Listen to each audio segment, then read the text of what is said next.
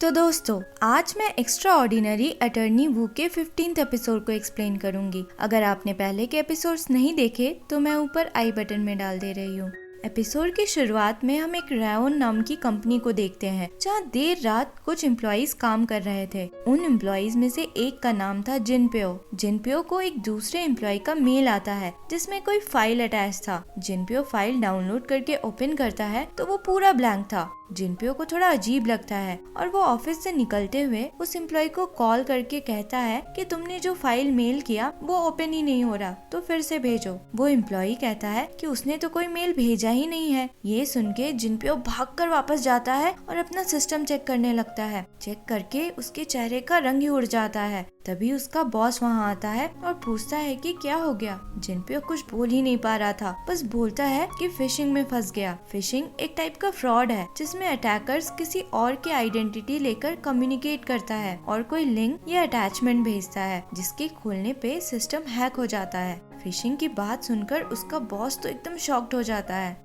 Episode में आगे बढ़ने से पहले अगर आप चैनल में नए हैं तो प्लीज सब्सक्राइब करके बेल आइकन जरूर दबाएं, जिससे आपको फ्यूचर में अपलोड होने वाले एपिसोड्स की नोटिफिकेशन मिलती रहेगी।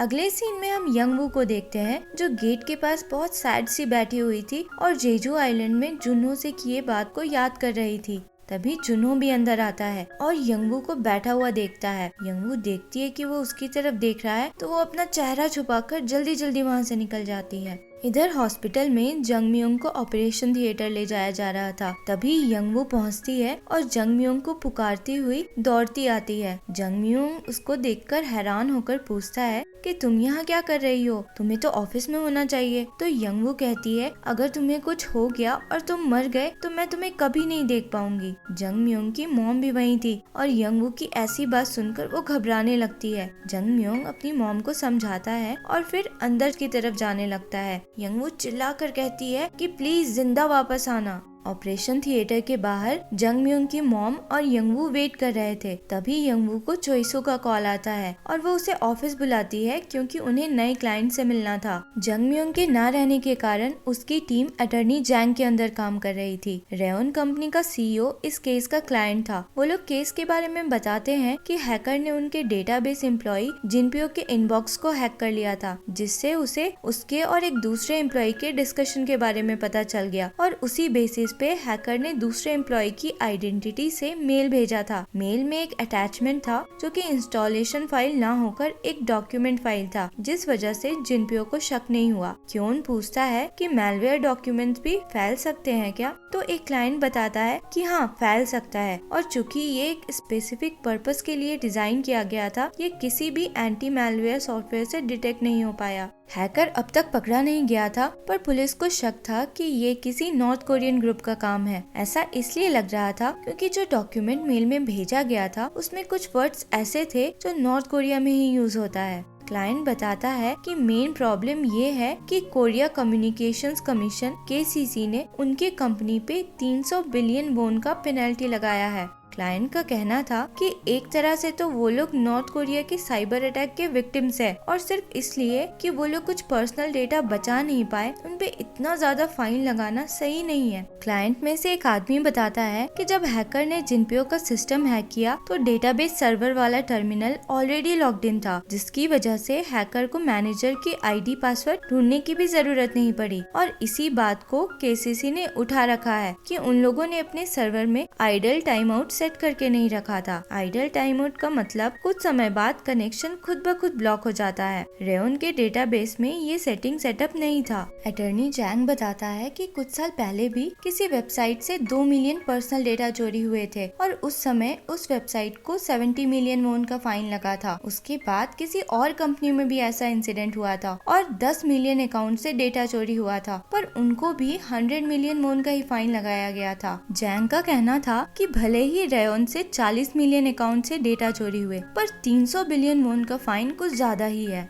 अगले सीन में हम कैफेटेरिया देखते हैं जहाँ क्योन और चोइसो लंच कर रहे थे। चोइसो जुन्हो को अकेला खाता देख अफसोस कर रही थी कि देखते ही देखते वहाँ बहुत सी लड़कियाँ आ जाती है। आखिर जुन्हो हैनबादा का सबसे पॉपुलर एम्प्लॉय जो था। चोइसो फिर यंगवू के ऑफिस आती है जहाँ वो काम करते हुए ही लंच कर रही थी। चोइसो पूछती है कि उसने जुन्हो से ब्रेकअप क्यों किया, तो वो नहीं बताती और अपना लंच बंद करके जल्दी से चली जाती है, ये कहते हुए कि वो ऑफिस आवर्स में पर्सनल चीजें नहीं डिस्कस करती। यंगवू फिर जैंग के ऑफिस जाकर उससे कहती है कि केसीसी ने रेयोन के ऊपर गलत फाइन नहीं लगाया है। जब केसीसी 70 मिलियन और 100 मिलियन वोन फाइन लगाता था उस समय लॉ में मैक्सिमम पेनल्टी 100 मिलियन वोन का ही था, पर अब लॉ में चेंजेस आए हैं और पेनल्टी सेल्स के 3% तक लगा सकते हैं और इसलिए 300 बिलियन का फाइन गलत नहीं है। यंगवू की बात सुनकर जैंग उस पे गुस्सा करके कहता है कि उतना ही किया करो जितना बोला जाए, ज्यादा एक्स्ट्रा दिमाग मत लगाओ। यंगवू को ऐसा बिहेवियर देखकर बहुत अजीब लगता है। इधर हॉस्पिटल में यंगवू डोंग और मिनसिक के साथ जंगमियोंग को देखने आई थी जिसका सर्जरी सक्सेसफुल रहा था। यंगवू जंगमियोंग को अटॉर्नी जैंग के बारे में बताती है और कहती है कि वो उसके कोई भी सजेशंस को सुनने के लिए रेडी ही नहीं है। जंगमियोंग उसे समझाता हुआ कहता है कि अगर तुम अपने सीनियर अटॉर्नी को बात नहीं समझा पा रही तो अपने कलीग्स को समझाने की कोशिश करो। अगले दिन इस केस का ट्रायल शुरू होता है। अटॉर्नी जैंग अपना आर्गुमेंट रखता है कि रेयोन तो खुद ही हैकिंग का विक्टिम है, तो उससे 300 बिलियन वोन का फाइन मांगकर केसीसी अपने पावर्स का गलत इस्तेमाल कर रहा है। अपोजिशन लॉयर कहती है कि इंफॉर्मेशन एंड कम्युनिकेशन एक्ट के हिसाब से कंपनी पे सेल्स के 3% तक का पेनल्टी लगाया जा सकता है। रेयोन का लास्ट ईयर का सेल 30 ट्रिलियन वोन था और एक्ट के हिसाब से तो 900 बिलियन वोन का फाइन लगाना चाहिए था, पर कंपनी की सिचुएशन समझकर केसीसी ने सिर्फ 300 बिलियन वोन का ही फाइन लगाया है। अटॉर्नी जैंग कहता है कि पहले भी ऐसे इंसिडेंट्स हुए थे और उस समय कंपनी ने मैक्सिमम 100 मिलियन वोन का ही फाइन लगाया था और अभी बस इसलिए कि लॉ थोड़ा रिवाइज हो चुका है इतना ज्यादा फाइन लगाना गलत है। इस पे अपोजिशन लॉयर कहती है कि रेयोन की केयरलेसनेस की वजह से कंट्री के 80% लोगों की डेटा लीक हुई है और ये सिर्फ बेसिक पर्सनल डेटा नहीं है बल्कि क्रेडिट और फाइनेंशियल डेटा भी है। इस हिसाब से फाइन का अमाउंट बिल्कुल भी ज्यादा नहीं है। इस दिन का ट्रायल यहीं खत्म होता है और अगले सीन में हम देखते हैं कि सारे अटॉर्नीज क्लाइंट के साथ मीटिंग कर रहे हैं। अटॉर्नी जैंग कहता है कि फाइन ज्यादा इसलिए लगा है क्योंकि रेयोन ने अपने सर्वर में आइडल टाइम आउट सेट करके नहीं रखा था और क्लाइंट से पूछता है कि अगर ये सेट किया रहता तो हैकिंग से बचा जा सकता था क्या। इस पे क्लाइंट कहता है कि हैकिंग से तब भी नहीं बचा जा सकता था क्योंकि जिनपियो ने की लॉगर इंस्टॉल करके रखा था जिससे वो जो कुछ भी टाइप करता था हैकर देख सकता था, मतलब आईडी और पासवर्ड भी।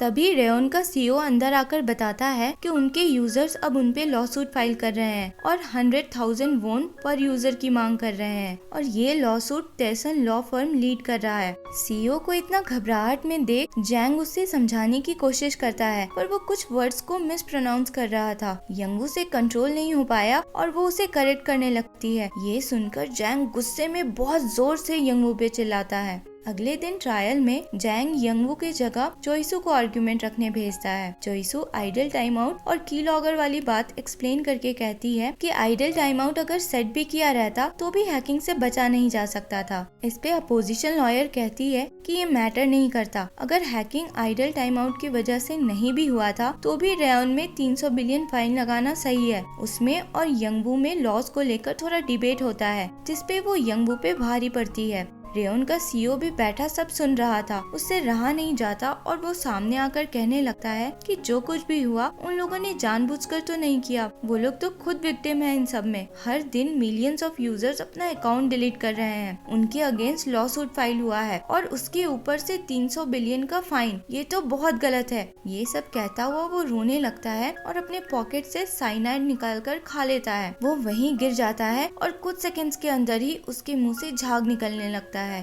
पूरे कोर्टरूम में अफरा तफरी मच जाता है जिससे यंगवू पैनिक करने लगती है। जुन्हो उसे देखकर उसकी तरफ बढ़ता है पर कुछ सोचकर वहीं रुक जाता है। सीईओ को हॉस्पिटल में एडमिट किया जाता है और डॉक्टर सबको बताती है कि उसकी हालत सही नहीं है, उसे ऑब्जर्वेशन में रखना होगा। अटर्नी जैंग जुनो को कार लाने भेजता है और खुद सबके साथ गेट की तरफ बढ़ता है, पर रिपोर्टर्स को देखकर सबको बाहर भेजकर वो खुद अंदर ही रह जाता है। अटर्नीज को देखकर सारे रिपोर्टर्स उन्हें घेर लेते हैं। तभी जुनो कार लेकर आता है तो अटर्नी जैंग भागकर कार में बैठ जाता है और वहाँ से चला भी जाता है, सबको वहीं छोड़कर। बाकी लोग बड़ी मुश्किल से वहाँ से निकलते हैं और मिनसिक के रेस्टोरेंट जाते हैं। वहाँ बैठ के सब लोग केस के बारे में ही बात कर रहे थे। चोइसू कहती है कि काश वो इंसिडेंट एक दिन पहले हुआ होता तो इतना फाइन ही नहीं लगता, क्योंकि नया लॉ आया नहीं था उस समय। ये सुनकर यंगवू को आइडिया आता है। वो कहती है नया लॉ रिवाइज हुआ था जनवरी 19 को और उस दिन ही यूजर्स के पर्सनल डेटा लीक हुए थे, पर जिनपियो को हैकर का मेल आया था 18 जनवरी की रात 11:14 में। उसने अटैच्ड फाइल को डाउनलोड किया 11:48 में, मतलब हैकिंग लॉ के रिवाइज होने के एक दिन पहले ही शुरू हो चुका था। यंगवू जाकर अटर्नी जैंग को ये बात बताती है तो वो उसे सीरियसली नहीं लेता और कहता है कि हैकिंग भले नए लॉ के स्टार्ट होने के एक दिन पहले शुरू हुआ हो, पर डेटा लीक तो उसी दिन हुआ था। यंगवू उसे अपना पॉइंट समझाने की कोशिश करती है तो जैंग जोर से चिल्लाता है और यंगवू को डांटता है कि तुम मुझे सिखाने की कोशिश कर रही हो, और यंगवू को केस से हटा देता है। चोइसू बीच में कुछ बोलने की कोशिश करती है तो क्योन उसे रोक लेता है और बाहर ले जाता है। बाहर निकलकर क्योन चोइसू से कहता है कि हम यंगवू की तरह बिहेव नहीं कर सकते, क्योंकि यंगवू जीनियस है और इसलिए वो कुछ भी करे लोग उसे एक्सेप्ट कर लेंगे, पर हमें नहीं। यंगवू घर लौटती है तो जुनो उसका वेट कर रहा था। वो पूछता है कि आखिर तुमने मुझसे ब्रेकअप क्यों किया, तो यंगवू कहती है कि वो उसे कभी खुश नहीं रख पाएगी। जुनो समझ जाता है कि यंगवू ने उसकी बहन की बातें सुन ली थी और उसे समझाता है कि वो उसके साथ बहुत खुश रहता है। यंगवू कहती है कि जो लोग उसके क्लोज होते हैं वो हमेशा अकेला फील करते हैं और वो नहीं चाहती कि जुनो को भी वैसा फील हो। दोनों काफी इमोशनल हो गए थे और जुनो फिर कुछ नहीं बोल पाता। अगले दिन ट्रायल में जैंग अपने आर्ग्यूमेंट के दौरान कुछ वर्ड्स को मिस प्रोनाउंस करता है तो जज उसे टोकता है, जैसे यंगवू ने भी टोका था। जज के टोकने से जैंग का फ्लो गड़बड़ हो जाता है और वो कुछ सेकंड्स के लिए चुप हो जाता है। तभी चोइसू खड़ी होकर यंगवू का बताया पॉइंट बताने लगती है कि हैकिंग लॉ रिवाइज होने के एक दिन पहले शुरू हुआ था तो फाइन नॉर्मल लगना चाहिए, उतना ज्यादा नहीं। अपोजिशन लॉयर कहती है कि भले ही हैकिंग एक दिन पहले हुआ, पर डेटा लीक तो उसी दिन हुआ था। चोइसू उससे इस बात पे बहस करती है तो जैंग उसे धमकाता है कि एक वर्ड और बोला तो तुम्हें भी केस से बाहर कर दूंगा। चोइसू बोलना चाह रही थी तो क्योन उसे रोककर खुद खड़ा होकर उसके सपोर्ट में अपना पॉइंट बताता है। चोइसू को ये देखकर अच्छा लगता है। जज को भी उसका पॉइंट इंटरेस्टिंग लगता है और वो कहते हैं कि वो सारे पॉइंट्स को कंसिडर करके ही अपना डिसीजन बताएंगे। अगले सीन में हम देखते हैं कि सीईओ हान यंगवू के डैड से मिलकर कुछ रिसोर्ट्स के बारे में बताती हुई कहती है कि वो यंगवू को लेकर कुछ महीनों के लिए वहां चले जाए, क्योंकि आर्टिकल पब्लिश होने के बाद सारे रिपोर्टर्स उन दोनों के पीछे पड़ जाएंगे।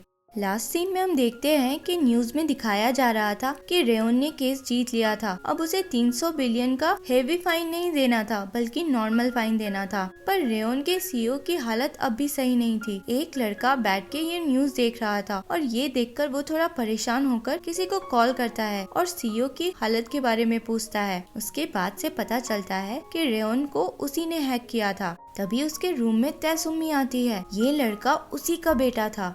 और ये एपिसोड यहीं खत्म होता है। अगर एक्सप्लेनेशन पसंद आया हो तो लाइक, शेयर एंड सब्सक्राइब करें। Thank you for watching.